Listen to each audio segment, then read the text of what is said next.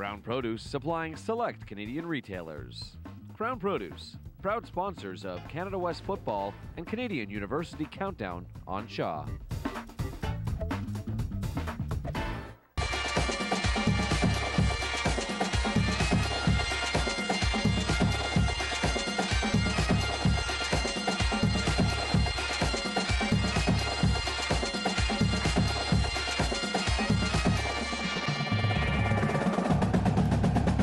And welcome to Calgary, and welcome to another edition of Krown Canadian University Countdown. I'm Jim Mullen. Well, obviously I'm in the Foothill City, which means I'm leaving the boys alone, unsupervised, to play in the sandbox. Andrew Wadden, is that such a good idea? Unsupervised? Come on, Jim. We're grown-ups. See my juice box, buddy? Yeah. Let's kick things off in Ontario, shall we? Each and every week we've done this show, McMaster has consistently been atop the big board at the end of the show, so might as well give them the VIP treatment. It was the undefeated Maroon Monsters and the Purple Ponies. McMaster Western.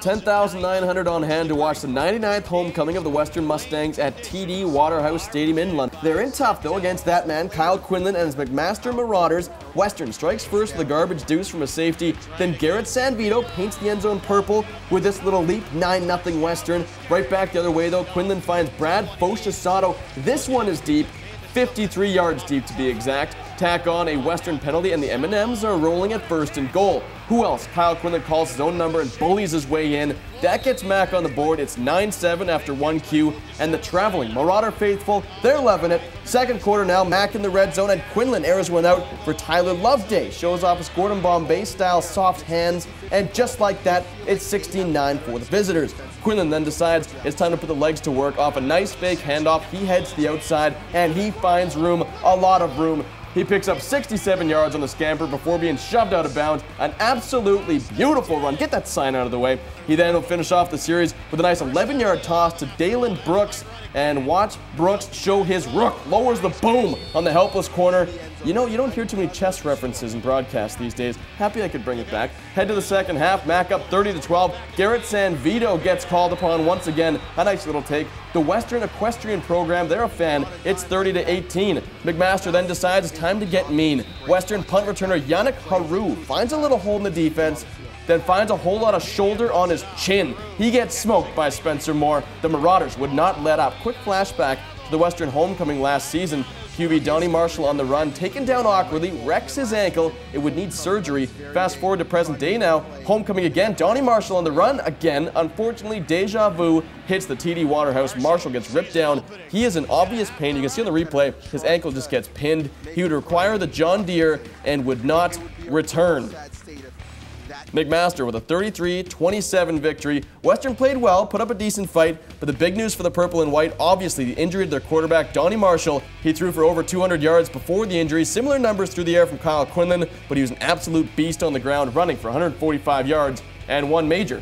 A crowd of over 9,000 came out for Laurier's homecoming in the battle between the Birds. It was a riveting 3-1 score in the second Q until Steve the Phantom, you like that, Ryan? So play on words there. Throws this beauty to Josh Puree. That makes it 10-1 Laurier, but Guelph would battle back. We got the Jazz. Lindsay, that's right, buddy. Stole that one from you last week. Goes long for Mike Fortino. That's a 58-yard bomb. Griffins trail by just a deuce. Then the other Lindsay gets into the action as Saxton hauls in this pass from Brother Jazz. Check this out. Former Golden Hawk Mark Durgan, he's upset, so he takes it out on the Golden Hawk himself, kicking the ball right in the mascot's Golden Hawks. Brutal. Move to the fourth now. G-Hawks down by 3, but Ronnie Pfeffer would tie the game up with this 32-yarder. However, Rob Farquharson would move the chains for the visitors, rushing this one deep in the Laurier zone, which sets up this easy chip for Daniel Ferrero.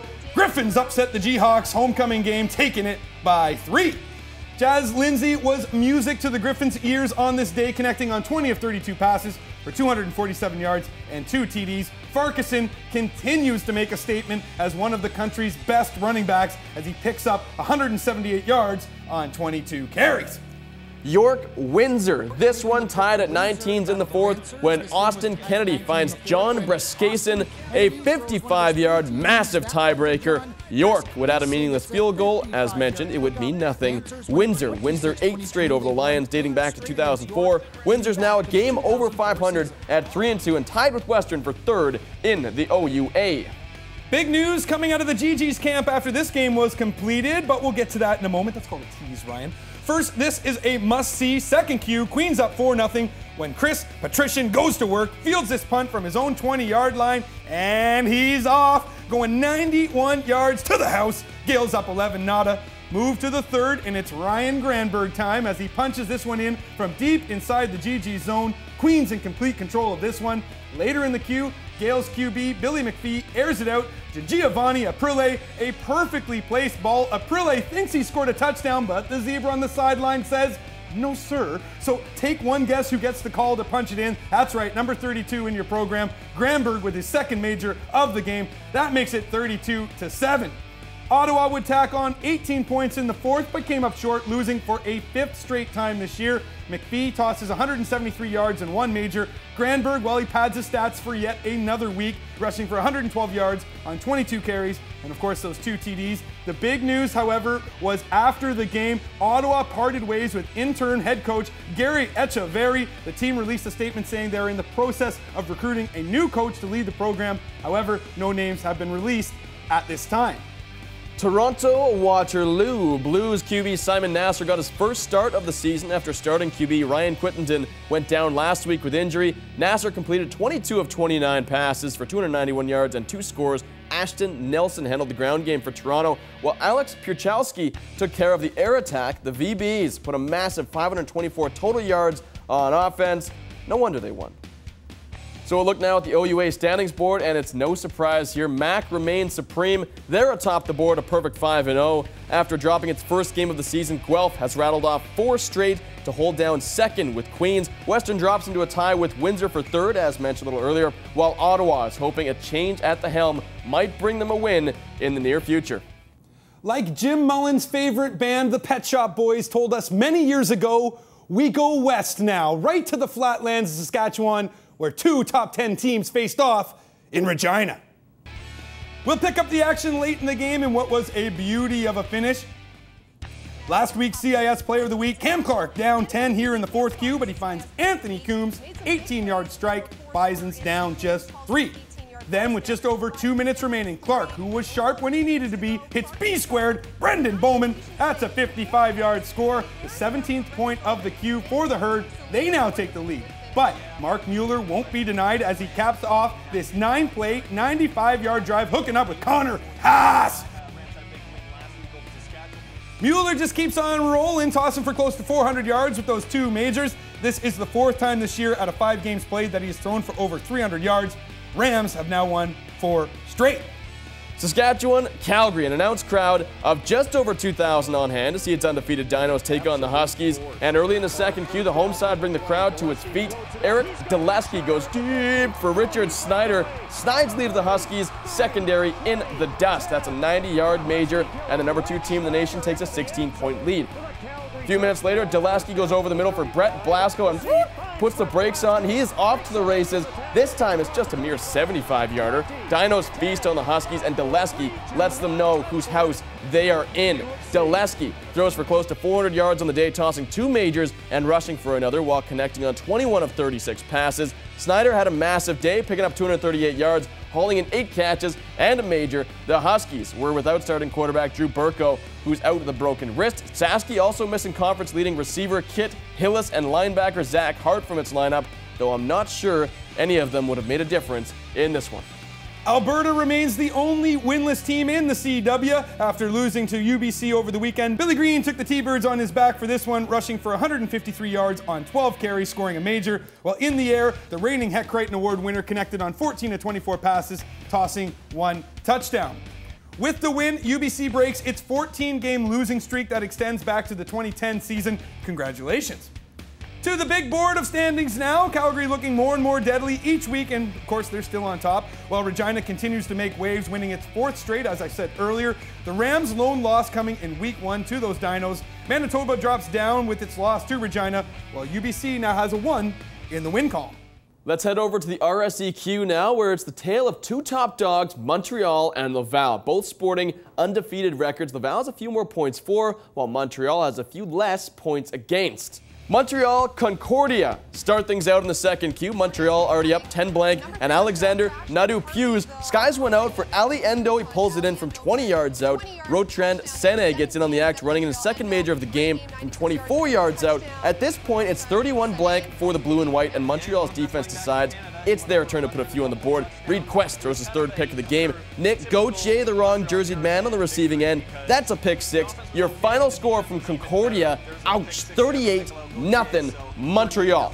Pius and Sene lead the way on offense for the Carabins. Reed Quest seemed to have trouble distinguishing who his receivers were, tossing those 3 interceptions. Take a look at Montreal's upcoming opponent. Oh, baby, I smell a good one on the way this weekend. But before we look ahead to the coming weekend, we must take a look at what Ryan was perhaps doing this past weekend. Ha-ha! I knew you were in Sherbrooke. That's you in the middle frame, shirtless guy in the cape. Why do you look like you've been working out? What are you benching nowadays? All right, enough about Ryan's personal life. First play of the Aor Bowl for the Rouge Aor, and the number 4 team in the nation strikes for pay dirt. Tristan Grenon to Matthew Norzeal, and just like that, it's 7-zip for the visitors. Check out the celebration for Norzeal. That's right, you tell that football who's boss. Later in the quarter, Grenon and Norzeal, like Ryan on a Friday night at the Roxy, while they hook up, this time for a 50-yard major. That makes it 16-0 Laval. I made it really hard on you in this pack, Ryan. I apologize. Seriously, I do. Final minute of the first Q. Seriously, buddy. And the red machine strikes again. Pascal Lachard runs this one in from 18 yards out. That made it 23-0, and they're not even 15 minutes into the game. So as you can guess, Laval would go on to take this one with ease. Grenon with an outstanding performance for the Rouge Aor. Norzeal was also electric. Laval's offense puts up a total of 565 yards in the game, while the D did its part as well, holding the Vert Aor to just 20 rushing yards. Bishops, McGill, like Andrew Wadden on a Tuesday night at the Roxy, McGill takes a slap to the face from Bishops. Another loss. Jordan Heather throws for 360 yards and 1 touchdown. These 2 teams will meet again this weekend on McGill's home turf this time around. Tuesday nights are rocking there. They're not bad. Let's take a look at the standings now. Laval and Montreal continue to rule the roost. However, come this time next week, one of these teams will have a blemish on their record with the loss. Sherbrooke, who looked solid at the beginning of the season, has slipped below 500, while Bishops looks to be on the rise, winning its 2nd game in a row. The Axemen get a stellar performance from Calgary as they win their 2nd in a row. Well, in the All Saints Bowl, the Huskies pulled off their first win of the season, topping St. FX. Michael Dawes led the attack for St. Mary's, rushing for over 200 yards and the 1 tally. Clay Maskowicz with a day that he'd like to forget for the X-Men. Acadia maintains a stranglehold of first place in the conference, while with the win, St. Mary's makes it now a 3-way tie for 2nd. Ryan, do you think any of the X-Men, you know, the real-life X-Men, ever took a day off, like Wolverine just couldn't get up in the morning to fight Magneto? Your inner nerd is shining bright right now, my friend. Speaking of shining bright, Matt Walter, local kid made good. We check in next on the Pro Profile. Mine's done.